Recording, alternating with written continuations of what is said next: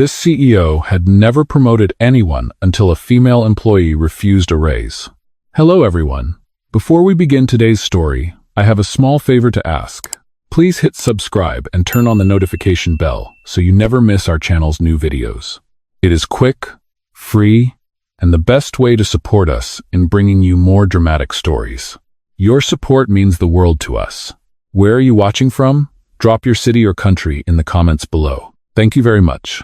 Now, let us return to our main character. Her name is Emily Carter, and she sits perfectly still at the long conference table, her hands folded neatly in front of her.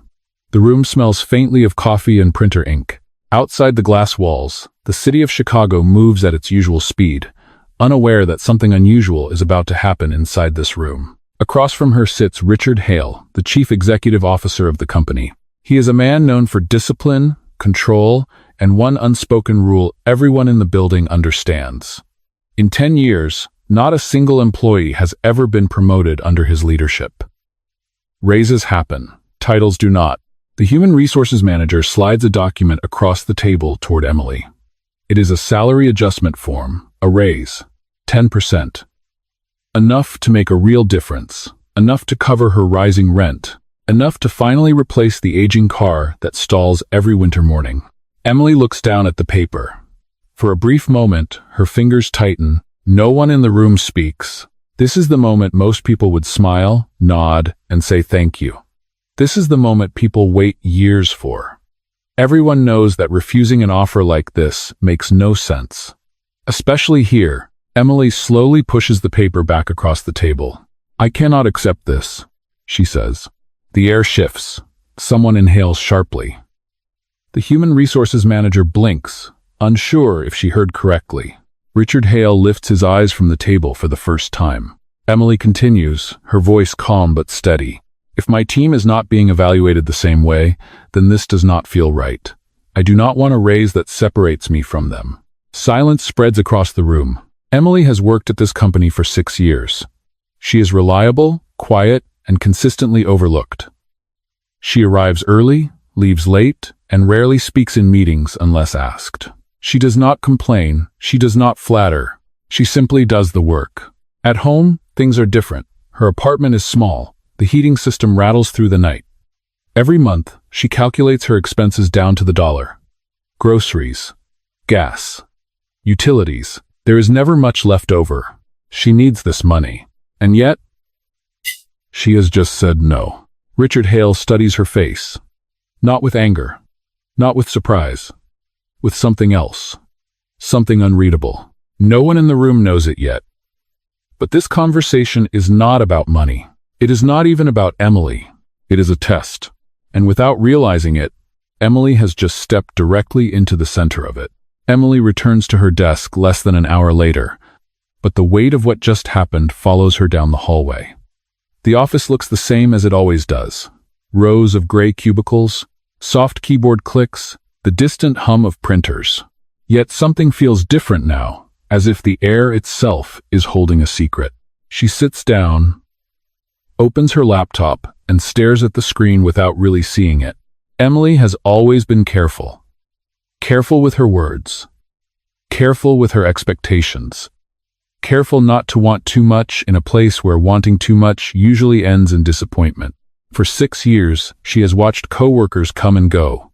Some louder than her, some less capable, many more confident. None of them were promoted. The rule was simple, even if it was never written down. Do your job. Get your paycheck.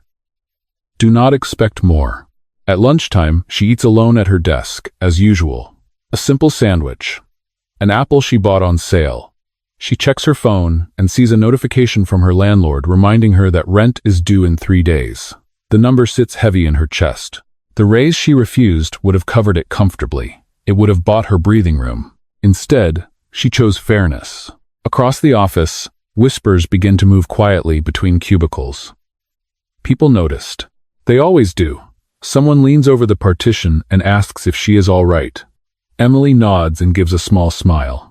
She does not explain. She does not defend herself. She never does. Later that afternoon, an email appears in her inbox.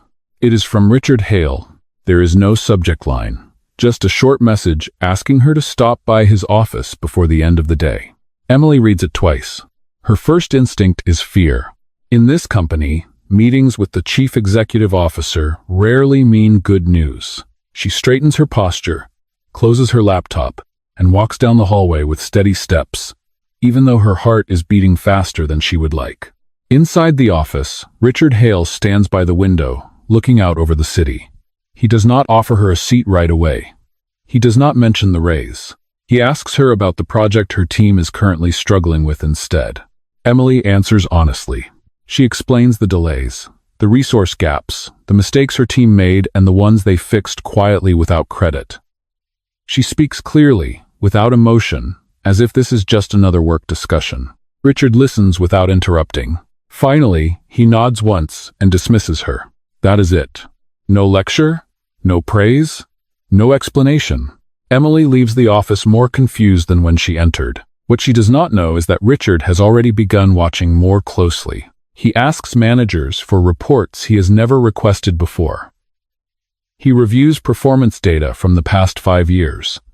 He notices patterns he once ignored. He sees who takes credit and who absorbs blame, who speaks loudest, who stays late, and again, Emily's name appears quietly in the background. That evening, she stays late to help her team meet a deadline. Even though she is not required to, she orders inexpensive takeout for everyone using her own money and brushes it off when they thank her. She leaves the office tired, rides the train home, and unlocks the door to her small apartment. She sits on the edge of her bed and exhales. She does not know it yet, but the decision she made in that conference room has already started something she cannot see. The test is not over. It has only just begun. The next morning, Emily arrives at the office before sunrise. The lobby lights are still dim, and the security guard barely looks up as she swipes her badge and walks inside. She likes these quiet minutes before the day begins. There are no expectations yet. No whispers, just work. Her team's project is behind schedule, and everyone knows it. The problem is not effort, it is resources. 2 senior analysts were reassigned months ago and never replaced. The workload stayed the same, the pressure increased. Emily opens the shared dashboard and begins reorganizing tasks. She rewrites timelines. She removes unnecessary steps. She assigns herself the most tedious parts of the work, the ones no one ever volunteers for. Data cleanup, error checking, the slow, invisible labor that keeps everything from collapsing. By mid-morning, the team starts to arrive. They look tired, stressed. One of them mentions that management is watching closely now. Another jokes nervously that someone is going to be blamed if the numbers do not improve. Emily listens, then speaks. We focus on what we can control, she says. We do the work right. The rest is noise. She does not say this as a leader. She does not hold a title that gives her authority, but people listen anyway. They always have. Later that day, an unexpected request comes down from upper management. A progress review. 48 hours. No extension. The room tightens with panic. Emily steps in without hesitation. She stays late again. She walks her team through each issue, one by one. She never raises her voice. She never points fingers. When a mistake is found, she fixes it herself before anyone else can take the blame. Across the building, Richard Hale receives updates in real time. He notices that one team, the same team he discussed with Emily, is moving differently. Faster, cleaner, quieter. There are no complaints, no requests for special treatment, just results. He does not interfere. He lets the pressure remain. This is the second test. The following evening, Emily's phone buzzes as she is packing up to leave. It is a message from a colleague offering to escalate an issue to management. The delay would no longer be on them. Emily looks at the message for a long moment. Then she types back, "Let us finish this first." She puts her phone away. At home, she eats a simple dinner and reviews spreadsheets at her small kitchen table. The heater clicks on and off. The numbers blur slightly as exhaustion sets in. She rubs her eyes and keeps going. No one is watching. At least, that is what she believes. 2 days later, the progress review happens. The numbers are not perfect, but they are honest.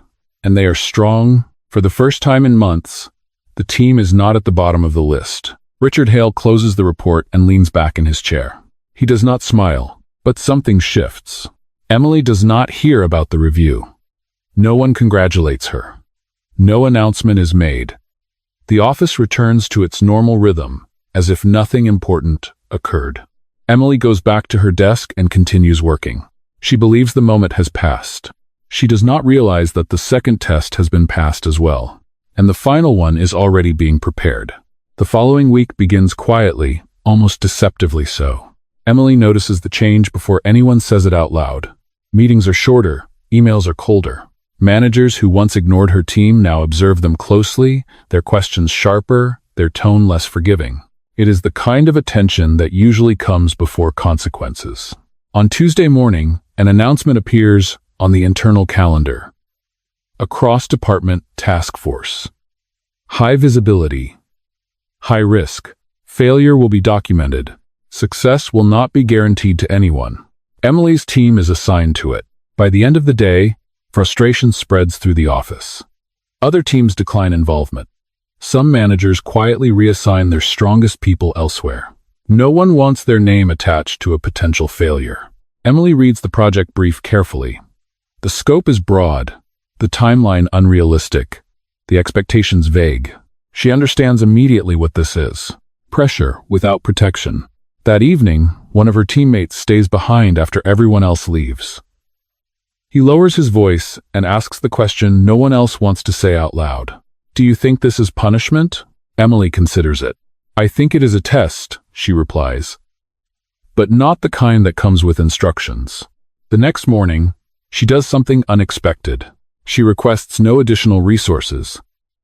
She does not ask for deadline extensions. She does not escalate concerns. Instead, she reorganizes the team again, this time around accountability rather than speed. Every task has a clear owner. Every decision is documented. Every problem is surfaced early, without excuses.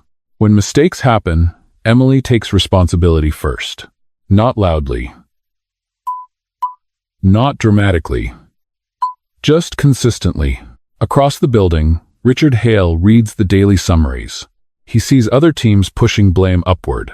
He sees long emails explaining why expectations are unreasonable. He sees silence where initiative should be.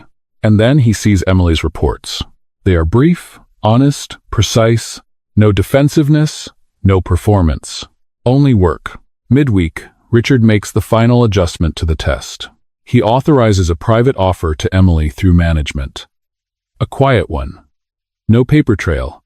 A personal incentive tied to the project's outcome. A financial bonus that no one else would know about. The message is delivered carefully. Framed as appreciation. Framed as opportunity. Emily listens without interrupting. When the offer ends, she asks a single question. Would this apply to my team as well? The answer is no. Emily shakes her head gently. Then I cannot accept it, she says. There is no anger in her voice. No accusation. Just certainty. That night, she takes the train home in silence.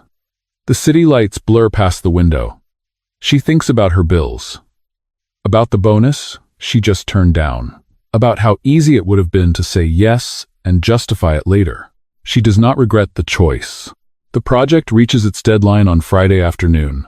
The results are not perfect, but the work is solid, transparent, defensible. The task force does not collapse. It does not create chaos. It holds. Emily submits the final report and returns to her desk. She does not wait for recognition. In Richard Hale's office, the room is quiet as he reviews the last document. For the first time in years, his test has given him an answer he did not expect. And for the first time, he begins to question whether the system he built has been rewarding the wrong people all along. By Monday morning, the atmosphere inside the company has shifted again. It is subtle, but unmistakable. Emily notices it when she steps off the elevator. Conversations stop when she walks past. Managers glance up from their screens more often than before. Not with suspicion, with curiosity, as if they are trying to understand something they missed. Her team gathers around her desk shortly after 9. The task force project is officially closed, but no feedback has been given. No follow-up meeting. No congratulations. Just silence. Someone asks if they should prepare explanations, just in case leadership decides to question the results later. Emily shakes her head. We documented everything, she says. That is enough. She believes it. Or, at least, she wants to. Late that afternoon, an internal memo circulates across the company. Mandatory leadership meeting. All department heads. No agenda listed. Emily does not receive an invitation. She never does. But Richard Hale is there. The room is filled with senior managers, some confident, some defensive. Performance charts are projected on the screen. Numbers. Rankings. Comparisons. Richard does not begin with criticism. He begins with a question. When was the last time we promoted someone for the right reason? The room stays quiet. He clicks to the next slide. Team performance over time. Patterns emerge clearly now. Teams with high visibility leadership show volatility. Teams with consistent, quiet contributors show stability. One name appears repeatedly, never at the top, never at the bottom. Emily Carter. Richard turns away from the screen and looks at the room. She was offered a raise and refused it, he says. Twice. Murmurs ripple through the table. He continues. She was offered a private incentive and declined because her team was excluded. She delivered results without asking for protection, without demanding credit. Some managers shift in their seats. This was not accidental, Richard says. It was character. By the end of the meeting, a decision is made. Not impulsive, not emotional, structural. The next morning, Emily is called into a conference room she has never been in before. Senior leadership is seated at the table. Human resources is present. Richard Hale sits at the head of the room. Emily takes a seat, composed but uncertain. Richard speaks calmly.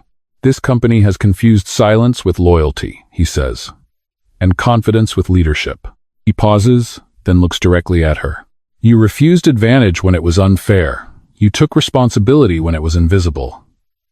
He slides a folder across the table. Inside is a formal promotion, a new role, authority over team structure, decision-making power, and a compensation package that reflects it. Emily does not speak immediately. She looks up. My team? She asks. They are included, Richard replies. Raises, clear growth paths, transparency. Emily exhales slowly. She nods. I accept, she says. The announcement is made company-wide before noon. There is surprise, there is debate, there is relief. For the first time in years, the promotion makes sense. Emily returns to her desk later that day, not as the quiet worker in the background, but as a leader with responsibility she never asked for. Richard watches from his office window. The test is over, not because someone finally said yes to power, but because someone proved they never needed it to do the right thing. The promotion does not bring instant comfort. On Emily's first morning in her new role, she arrives early as usual. Same train, same quiet platform, same coffee cup warming her hands. But when she steps into the office, she feels it immediately. Eyes follow her. Some are curious, some are respectful. Others are guarded. Her name is now attached to decisions, not just deliverables. And with authority comes resistance. Her calendar fills quickly. Meetings she was never invited to before. Budget reviews, performance discussions, conversations that carry polite smiles and hidden tension. A few managers congratulate her. Others remind her, subtly, how long they have been waiting for similar opportunities. Emily listens more than she speaks. She understands something instinctively. The real test did not end with her promotion. It simply changed shape. Midweek, a problem surfaces. One department challenges a staffing decision Emily approved for her team. They question her judgment. They suggest she is favoring people she worked alongside for years. The complaint is formal. It goes through the proper channels. Emily is informed, not accused. But the message is clear. Prove you belong here. She does not react defensively. She gathers the data. Performance metrics. Project timelines. workload distribution. She prepares to explain, not to argue. During the review meeting, she speaks calmly. These assignments were based on capacity and results, she says, not familiarity. She does not mention loyalty. She does not mention sacrifice. The room is quiet when she finishes. Richard Hale watches closely, saying nothing. The challenge is dismissed, but word spreads quickly. Emily does not retaliate. She does not distance herself from her former peers. She remains consistent, transparent, fair, the same way she always has been. At the end of the week, she makes a decision that surprises people. She recommends one of her strongest team members for a leadership development track, even though it means losing that person to another department. The recommendation is approved. When asked why she would weaken her own team, Emily answers simply, "The company benefits more if good people grow," she says. That answer reaches Richard Hale by the end of the day. That evening, he stays late in his office. He reviews the changes already taking place. Clearer evaluation criteria. Fewer complaints. Better retention in teams that mirror Emily's approach. He realizes something quietly, without ceremony. The system did not fail because people lacked ambition. It failed because integrity had nowhere to go. Emily leaves the office after sunset. She does not feel triumphant. She feels responsible. The weight is real. The expectations heavier than before. But as she walks toward the train, she feels steady. She did not rise by demanding recognition. She rose by refusing advantage. And now, without announcing it, she is changing the culture simply by continuing to do what she has always done. One honest decision at a time. The transformation is not loud, but it is already impossible to ignore. The shift becomes impossible to ignore the following month. Emily's decisions begin to ripple outward, beyond her own team. Other departments start adjusting their processes, quietly at first. Clearer documentation, fairer workload distribution, fewer last-minute escalations. Not because they are instructed to, but because results are becoming visible. With visibility comes resistance. A senior manager, someone who has built influence through proximity to power rather than performance, files a formal complaint. It is not about data. It is about tone, about process, about how Emily is changing expectations without authority. The complaint reaches Richard Hale directly. Instead of resolving it privately, he schedules an all-hands leadership review. Mandatory attendance. No exceptions. The room fills quickly. Emily enters last, unaware of the agenda. She takes a seat near the end of the table, composed but alert. She recognizes the feeling. This is another test. This one is public. Richard begins without preamble. For years, he says, this company rewarded visibility over value. No one interrupts. We confused ambition with noise, and silence with compliance. He turns on the screen behind him. Performance data appears. Before and after comparisons. Teams operating under the old culture. Teams that adopted Emily's structure. The difference is undeniable. Then Richard does something no one expects. He recounts the raise that was refused. The private incentive declined. The decision to recommend talent away from her own team. He does not dramatize it. He states facts. She acted without knowing she was being evaluated, he says. That matters. The room shifts. The manager who filed the complaint speaks up, challenging the fairness of informal tests and unwritten expectations. The argument is polished, confident, familiar. Richard listens. Then he responds calmly. The test was never about obedience, he says. It was about integrity under pressure. He looks around the room. Anyone can perform when rewards are guaranteed. Few do the right thing when they are not. He turns to Emily. Would you have made those decisions if you knew they would benefit you later? Emily pauses before answering. No, she says. I would have made them anyway. Silence settles over the table. Richard nods. That is why this is not favoritism, he says. It is correction. The complaint is dismissed. Publicly. Clearly. But Richard does not stop there. He announces a restructuring of evaluation criteria across leadership. Transparent metrics. Peer accountability. Clear promotion pathways tied to behavior, not proximity. Some faces tighten, others relax. Change is uncomfortable when it removes shortcuts. After the meeting, people stop Emily in the hallway, some to thank her, some to apologize, some to study her more closely than before. She responds the same way to all of them, calm, direct, uninterested in revenge. That evening, Richard remains alone in the conference room, long after everyone leaves. He looks at the empty chairs and understands something that took him years to see. The problem was never that people lacked potential. It was that the system never gave integrity a chance to rise.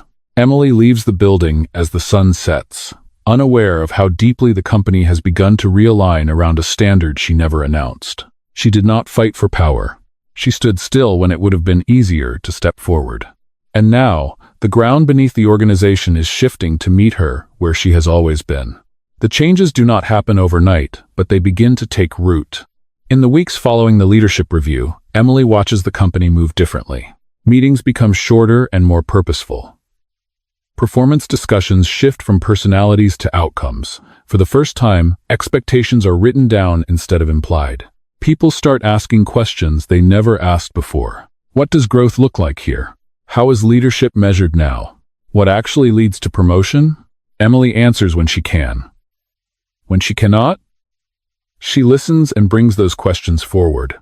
She does not pretend to have all the solutions. She builds them with others. Her team changes as well. One afternoon, a junior analyst stops by her office, nervous but determined. He explains that he has been offered a role on a high-profile project and is unsure whether to accept it. It would mean leaving the team that finally feels stable. Emily smiles. "You should take it," she says. He hesitates. "But that leaves you short-handed." Emily shakes her head. "It leaves the company stronger." Word spreads. Emily becomes known for something unusual. Not ambition, not toughness, trust. Richard Hale observes all of this quietly. He notices that complaints have decreased, turnover has slowed, high performers are no longer burning out as quickly, and the people who struggle are no longer invisible. They are coached or redirected, not quietly pushed aside. One evening, Richard asks Emily to join him for a brief conversation after work.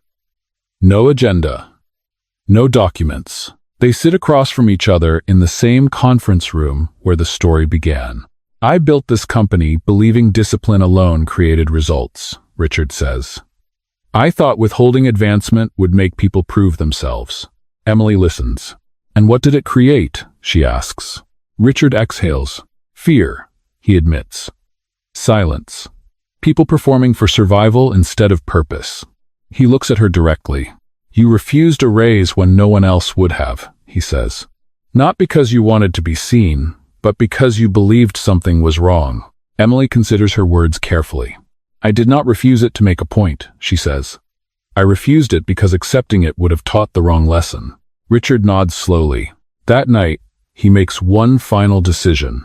The following week, a company-wide announcement is released.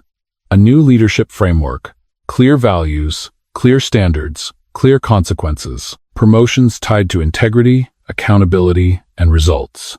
Not volume, not proximity. Emily's name is not highlighted.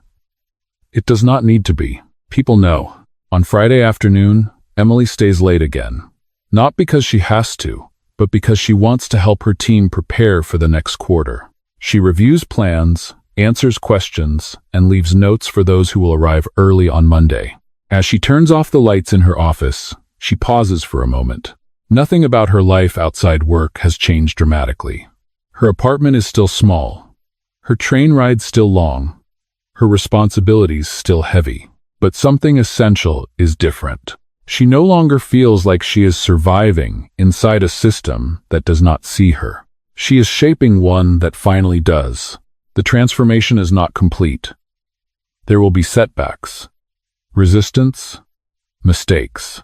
But the direction is set, and it began the moment someone chose fairness over reward. Without knowing anyone was watching, only now everyone is. The story does not end with applause or celebration. It ends quietly, the way most real change does. Several months later, Emily sits in the same office she once walked past without noticing. The desk is different now, the view wider, the responsibility heavier. But she works the same way she always has, focused, present, uninterested in shortcuts.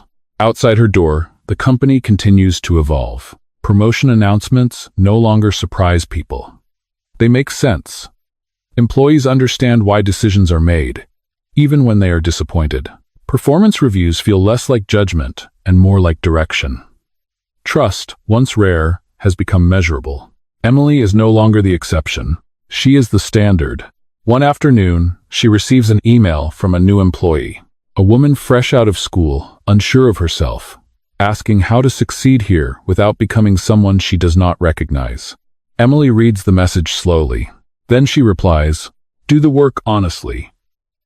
Speak when something is wrong, and never assume integrity goes unnoticed." She sends it without a second thought. Across the building, Richard Hale prepares for his retirement announcement. He stands alone in his office, looking out at the same city skyline he once used as a reminder of control and distance. He thinks back to the moment that changed everything. A conference room, a raise refused, a decision that cost someone comfort and gained them nothing in return. At least, that is what he thought at the time. He understands now that leadership is not created by withholding opportunity. It is revealed when someone chooses what is right without knowing the outcome. On his last day, Richard walks the floor one final time. He stops outside Emily's office. They exchange a brief look. No ceremony, no speeches, just understanding. That evening, Emily boards her train home. The same route, the same rhythm. But she carries herself differently now. Not because of her title, but because she knows something she did not before. Doing the right thing does not guarantee reward, but it changes the world around it in ways no reward ever could. The company will move on. New leaders will rise. New challenges will come. But the story of the woman who refused a raise will remain. Not as a legend, as a reminder that integrity does not need an audience to matter. And leadership does not begin with power. It begins with a choice.